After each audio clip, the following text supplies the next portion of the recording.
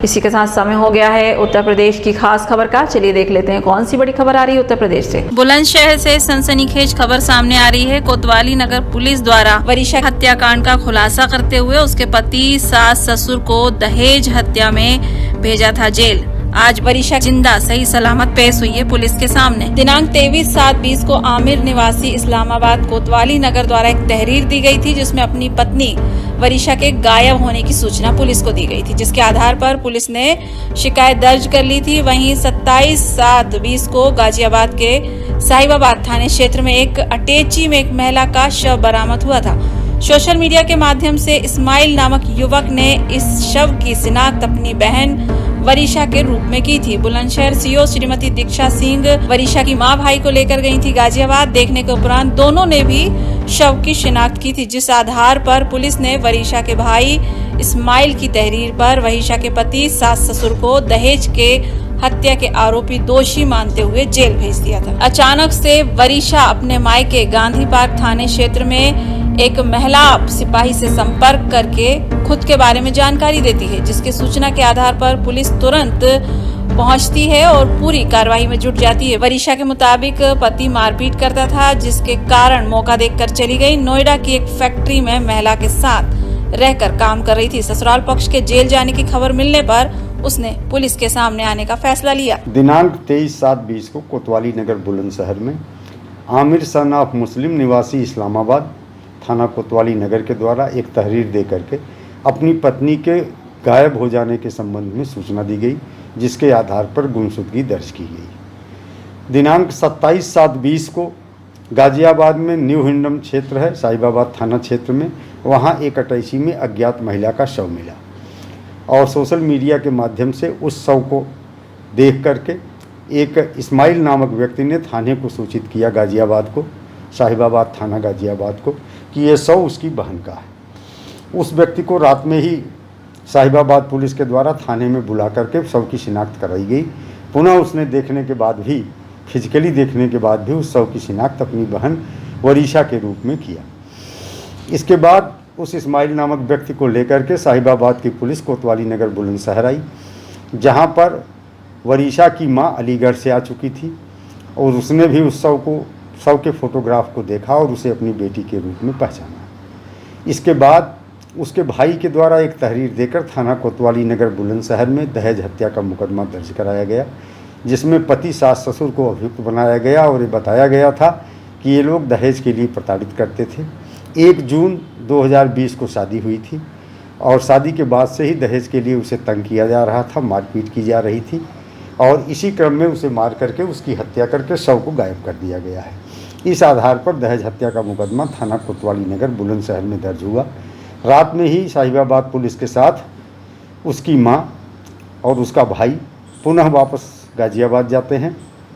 हमारे यहाँ से सीओ सिटी श्रीमती दीक्षा सिंह, जो उस मुकदमे की विवेचक हैं, वो भी साथ जाती हैं। उनके सामने पुनः उस शव की शिनाख्त माँ और भाई के द्वारा अपनी बहन अबलिग बेटी के रूप में की जाती है।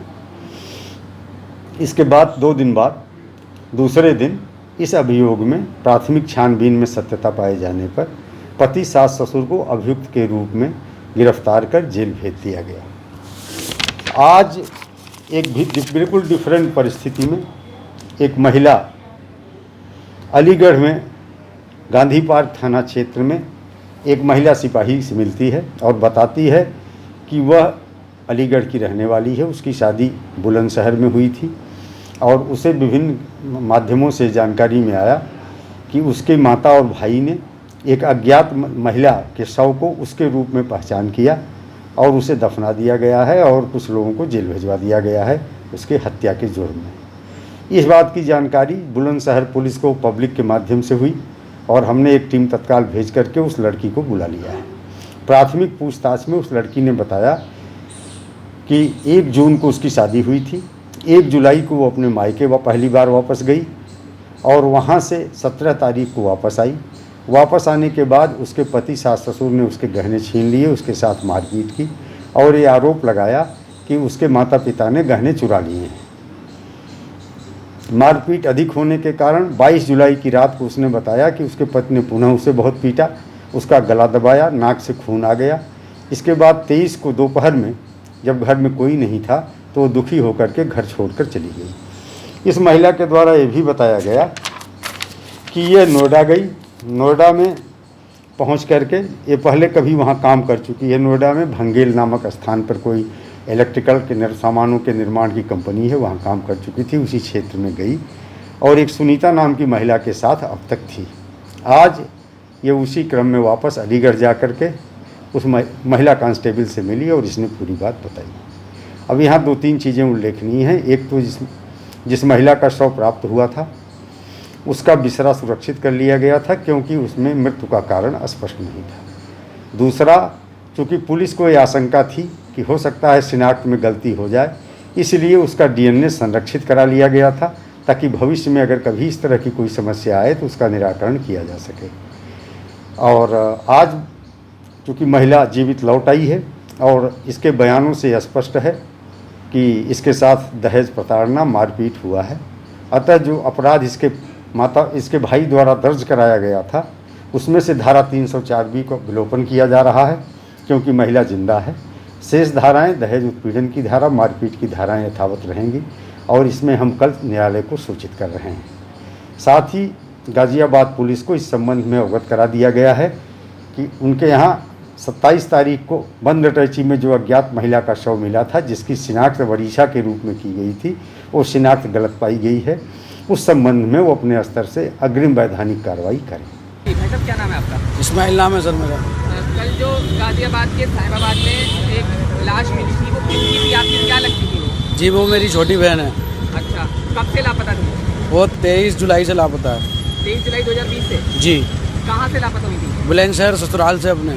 क्या पति क्या करते हैं इनके? कब शादी हुई थी? मुर्गे का काम करते हैं। 1 जून सन 2020 में शादी हुई थी। कोई दहेज मांगा था?